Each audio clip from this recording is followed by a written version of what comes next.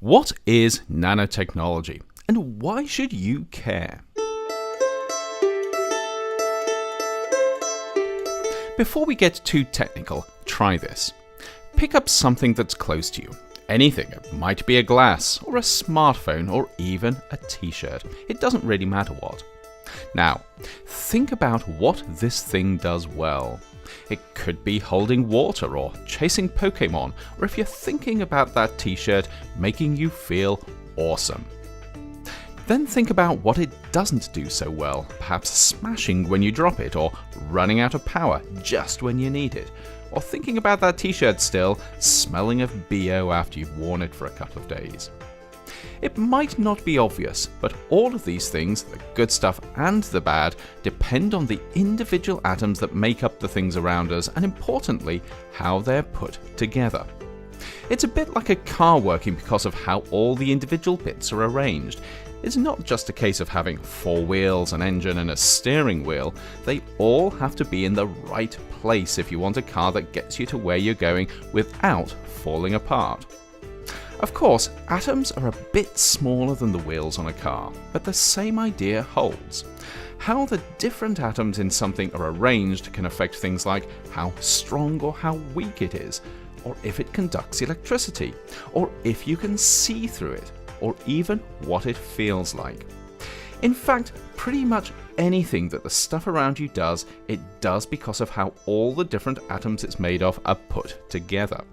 And this includes the things that you don't want stuff to do, like breaking, or smelling, or running out of power. If we were really smart, of course, we'd make the stuff around us work better simply by doing a better job of arranging the different atoms it's made of.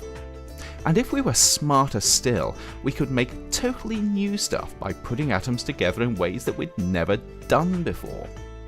We could even start to create stuff that behaves in quite unusual ways, because when you start playing around with atoms, you can tap into some really weird quantum physics. The trouble is, atoms are really small, more than 1,000,000 times smaller than the tip of your pinky finger, and that means they're not that easy to work with. But over the past few years, scientists and engineers have become increasingly good at designing and engineering materials down at the level of atoms or small groups of atoms. And because this new technology involved doing stuff at such a minute scale, it's called nanotechnology. Using their new skills, nanotechnologists are beginning to do cool stuff like creating materials that are really good at turning sunlight into energy, or using nanoscopically small particles to deliver anti-cancer drugs, or even turning polluted water into drinkable water.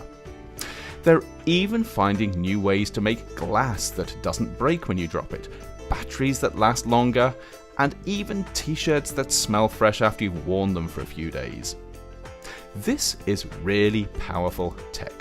It's helping us to do stuff we couldn't even dream of just a few years ago. But because nanotechnology is so powerful, we need to be really careful how we use it, just in case we end up causing more problems than we solve. The last thing we want is to make better solar cells that also destroy the environment, or design more efficient water filters that just happen to cause more pollution.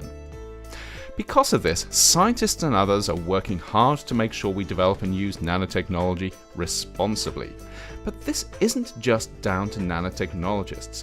It's something everyone can be part of, because at the end of the day, it's up to us to decide just how much we want nanotechnology-enabled products and what we're willing to put up with to get them.